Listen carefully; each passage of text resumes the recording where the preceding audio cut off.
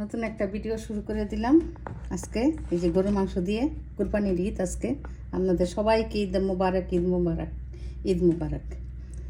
এই পেঁয়াজ, মাংস ধুয়ে পরিষ্কার করে নিয়েছি। যে আদা, রসুন, কাঁচামরিচ পেস্ট একসাথে করে রাখছি, দিয়ে দিলাম। এই যে পেঁয়াজ দিয়ে দিলাম,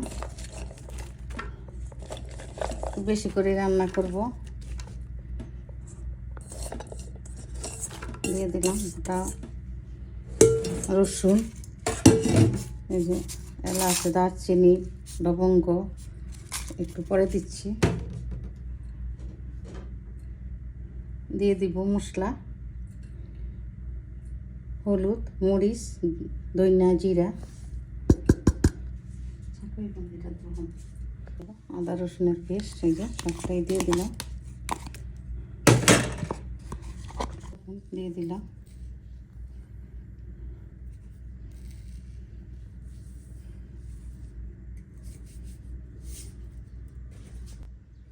দিয়ে দিব তেল।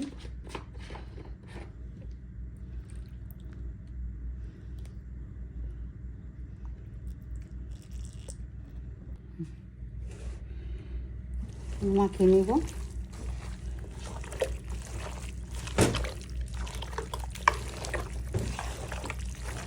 মাখিয়ে বসালে ভালো হয় আমার জন্য। আপনারা যেভাবে রান্না করেন সেভাবে ভালো লাগবে।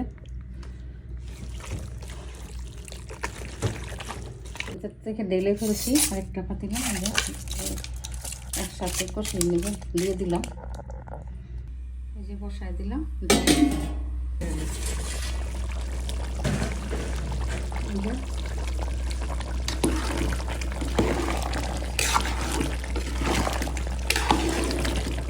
বড় পাতিলে বসালে কি হয়, নাড়াচাড়া করতে ভালো হয়। দেখতে তো দেখা যায় যে অনেকগুলো, কিন্তু এটা কমে অল্প করে করতে হয়ে গেল কুরবানির মাংস, গরুর মাংস। এতক্ষণ সাথে থাকার জন্য অনেক অনেক ধন্যবাদ আমার ভাই বোনেরা। মাখলামটা বাজারের মশলার গুঁড়াটা দিয়ে দিলাম।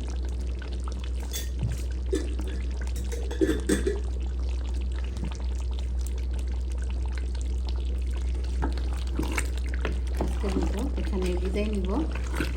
ভিডিও ভালো লাগলে সাবস্ক্রাইব, লাইক, শেয়ার, কমেন্ট করবেন। একটা লাইক দিয়ে ভিডিও শুরু করবেন আমার ভাই বোনেরা। আজকের মতো এখানে বিদায় নিলাম। ঈদ মুবারক, ঈদ মুবারক। আল্লাহ হাফেজ।